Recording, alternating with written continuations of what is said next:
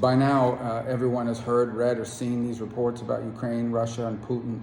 I think it's important for those of us here in Washington, in addition to serving and focusing on our states, to also, as we have to work on foreign relations the way I do and intelligence matters the way I do, that we sort of explain to you why this is happening, why this is important, and what we should be doing about it. Because I get a lot of valid questions from people that say, look, it's terrible Vladimir Putin does these terrible things to Ukraine, but why does that matter to America, and why does that matter to me? It's a very valid question.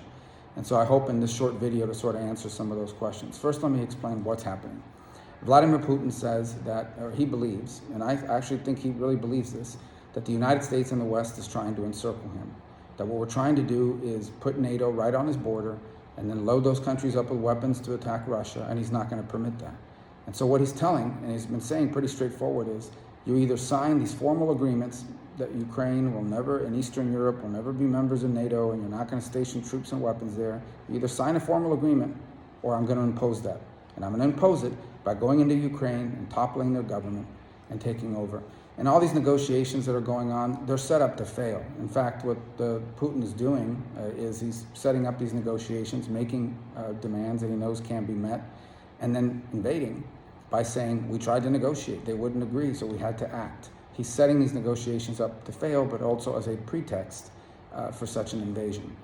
What kind of an invasion, frankly, is not all that relevant. Whether it's that they move directly to Kiev and topple the government and put a pro-Russian puppet there, whether they try a broader invasion of the entire country, something's going to happen here over the next 3 to 4 weeks. Of that, you can be certain.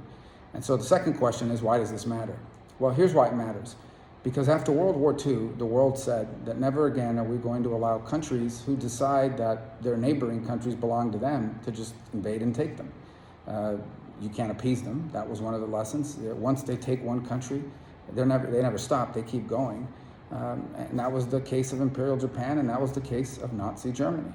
It's important at this point to remember Churchill, if you want to go back into history, Churchill had people around him that were actually pushing for an option in which Nazi Germany was allowed to dominate continental Europe, but the UK could still be, the island could still be sort of independent and keep themselves apart from all that. He knew that that was a fool's bargain. He understood that Hitler would never be satisfied with that, and he understood that even if that arrangement happened, the Britain and the West would forever be dominated by and subservient to Nazi Germany. Thank God he was in charge and not some of these other people.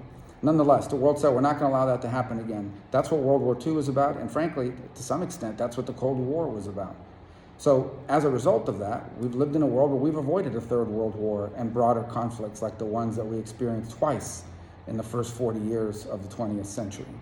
But now we're entering a new era. America is no longer the world's sole global superpower, and you're starting to hear places like not just Russia, but China, claiming that Taiwan is theirs, and at some point, one way or the other, they're going to take it. And Iran is demanding to be the most powerful and influential country in the Middle East, and North Korea threatens its neighbors with its nuclear arsenal.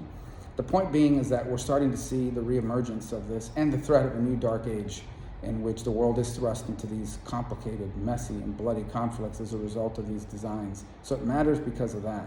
Because if Putin is able to move into Ukraine, take on a few sanctions and some international condemnation, but ultimately not pay a terrible price, it doesn't just impact Ukraine. That becomes the model that China, that Iran, that North Korea, and that other rogue elements around the world will follow. That becomes the model for other places to follow. They're going to look very carefully at what happens to decide when and where they're going to move as well. And suddenly we could be living in a world where countries just decide this belongs to us, so we're going to go and take it, and we'll take it by force, and there's nothing you can do about it.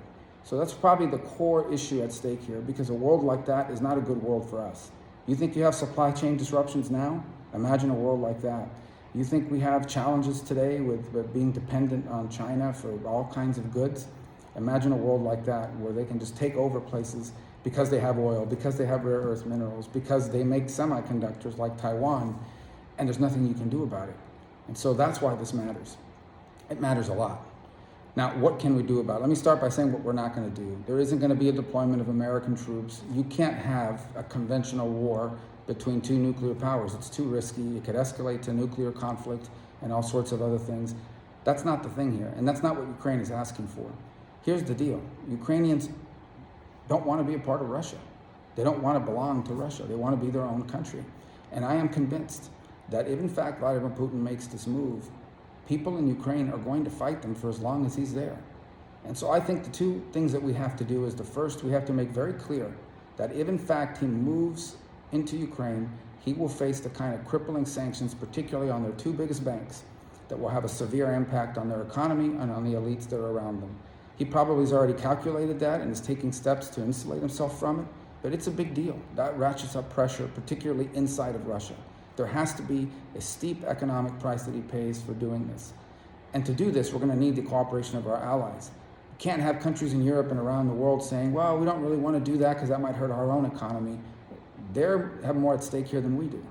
So the first thing is these sanctions have to be put in place. They have to be targeted at the right things, and they have to be strong. They have to really matter, and they have to happen. And he has to believe they're going to happen and be sustained, and then we have to do it. The second thing is, when the Ukrainians decide we don't want these invaders in our country and want to take them on, we should be there to support them. We should be there to support whatever Ukrainian government remains and is in place, maybe in parts of the country, maybe abroad. And we should be there to support freedom fighters inside of Ukraine as they try to expel these people, that sort of insurgency. I'm not talking about American troops. I'm not talking about sending American soldiers there. No one's talking about that. That's not an option that's on the table. But Vladimir Putin is going to face an insurgency. He's going to face pushback. The Ukrainians aren't just going to roll over and say, take our country, we love it. They're going to fight back. And we have long had a history of supporting freedom fighters around the world, and there's a way to do it without involving American troops, American sailors, American airmen, American military power. And there's no need to discuss that openly, frankly, but there are things we can and should be willing to do. And he needs to know up front that that's what we're going to do. And I do believe there's a handful of countries in Europe that are prepared to do that as well. So this is a big deal because this thing is going to play out here pretty quickly.